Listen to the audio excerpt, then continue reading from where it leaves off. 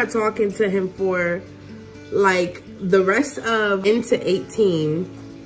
It was so off balance and so on and off. I cannot take it no more. Your girl cannot take it. Ended up meeting this other guy 2018. I ended up bumping into him at work. Actually, he bumped into me. I never even seen him coming, guys. I never seen him coming. Like, it's crazy. So this is how it first started off. I'm over here, I'm so hyped to get my job. I can't wait to get my job. And I went over there for my orientation. I went in there. Soon as I go in there, guys, my main focus is me getting my job. I don't care about no guys. Yeah, I saw a couple of guys that was handsome, but then I brushed it off. I was like, okay, I'm gonna stick with the few that I got right now. Then after orientation was over, I started seeing this one guy. He was tall, really, really tall. Like, he was tall, okay? And he would keep on looking at me, and I would try not to look at him at all. Like, at all. Like, I was trying to stay focused on me just getting my job. That's it. So then after like 20 to 30 minutes, guys, orientation was over, and I'm in the hallway. I'm calling for my ride. No one is picking up the phone. For like 10 minutes, I'm trying to call my ride, and they're not answering. Then I get a phone call. They're saying, oh, we can't come and get you, this. I'm like, are you serious? I started going crazy, y'all. I started going crazy. So then after, I seen a guy come past, lived in the same complex as me, and he had like the ticket to go home. So I was gonna ask him, but then he flew past me so quickly. So then right after, guys, I literally started pretending like I was on the phone. I started pretending like I was on the phone, guys. Yes, I was. And it was so crazy because I only seen one guy though. And this guy was tall, and he looked like he was about 8 feet. I'm not gonna lie, he was real tall. And I kept on seeing him from the corner of my eye, trying to come up to me, and I'm like, oh my gosh, can they please call me back? But in the meantime, I'm over there just pretending like I'm on the phone. I'm like, yeah, oh for real, yep. Who does that? Oh, who I was back then though. So but yeah, so right after, guys, going forward, I ended up getting a call back saying, oh, we're gonna find you a ride, we're gonna get you a ride, so and so. And I'm like, okay, blase, okay, come and get me, because this guy is just. And then I whispered, because I kind of figured that he was listening. I whispered and said, can you please stay on the phone with me, because I see this guy trying to come up to me and I don't want to talk to him at all. I just want to get out of here. So then right after, guys, she ended up getting a phone call, and I guess she had to answer it. So I was like, dang it. But I still kept the phone to my ear.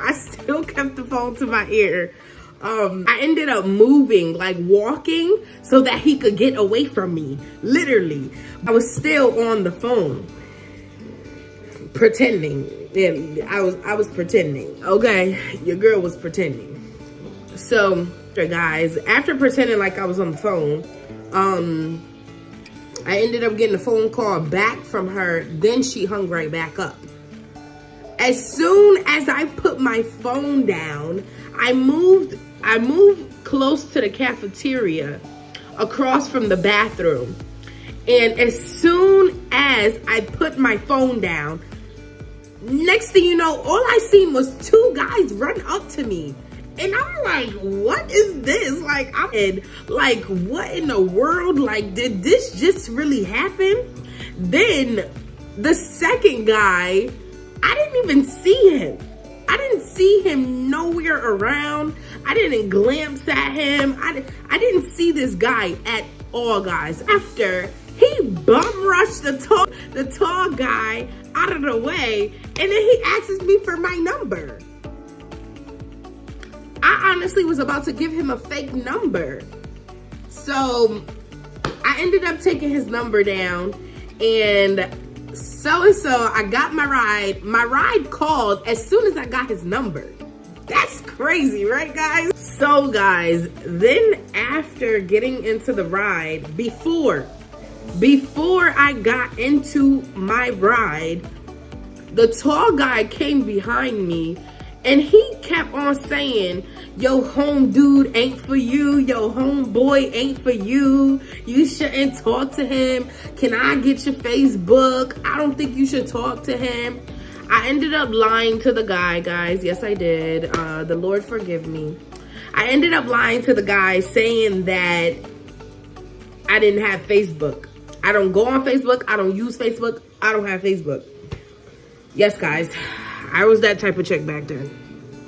But yeah, so then after I ended up going home. 3 days later, he ended up replying to me saying, hey, beautiful. I said, who is this? I knew who it was because he saved his name. I'm sorry, guys, but that is funny. He saved his name in my phone, so I knew who it was. I just wanted to do that. I don't know why, but that's how I was back then, guys. Please don't mind me. But looking back at it, it's funny. But yeah, so then after, we started going off from there, and we got into like a deeper connection and everything, and it felt so magical. Let me tell you why. So going into the relationship with this guy, it was so different for me because like he loved everything about me so we had a lot in common, and the more we talk, the better. I know, guys, I said that for the first guy, but I'm telling you guys what was going on in the moment, okay? Please stay tuned. Ended up happening was we started talking more and more, and we ended up doing the do. And then after that, we kind of flew off from there. We got more interested in each other. We started talking more to each other every single day. It got to the point where we literally were like falling asleep on the phone.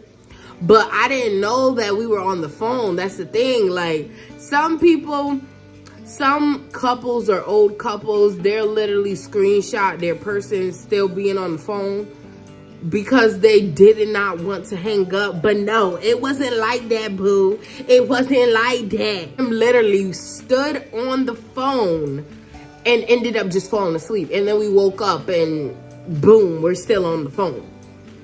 I started working a new job. I started working at Dollar Tree, and I was so happy to work there. I would tell him about it. He would be so happy for me. He just was so inspiring. He would tell me keep on going for my dreams, and he was just so inspiring, guys. How it felt for me was, okay, I finally found the love of my life. Like someone that is actually paying attention to me. Someone that's not like trying to outshine me. Someone that is interested in me. Things kind of got more interesting, but in a good way, because it didn't matter to me. It wasn't like no cheating. No, that's not what I found out. No.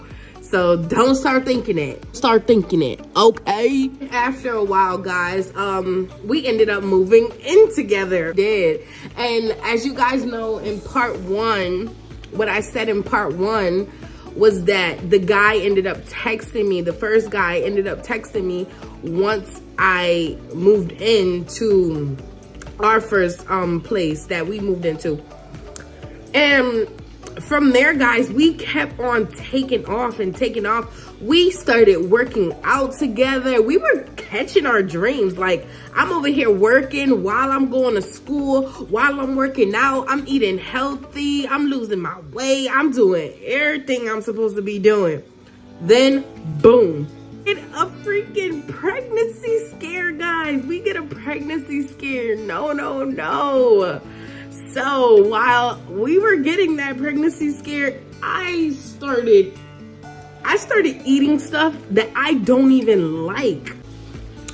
Yeah, so the more we got into our relationship, guys, it just took off so fast. But we fell in love. I loved him, he loved me. We inspired each other. He pushed me to do almost everything. Okay? And after a while, guys, we started going to church. But before, we were already going to church. Like, when he was in where he was and I was where I was, we started going to church from there. And we also did like Bible study over the phone. That's how we started the whole church thing. We started doing Bible study and everything over the phone. And I was shocked. I was shocked, guys, because I love my God. I love him. But yeah, guys, I love God. Y'all know that. Okay? Okay. So then after, guys, we just kept on taking off. Like, after the whole pregnancy scare, my emotions were skyrocket. After us being inside of our one place, we ended up moving up into a better place. This was the second year that we were together. Go out and work out. We would still do everything that we would normally do. Literally.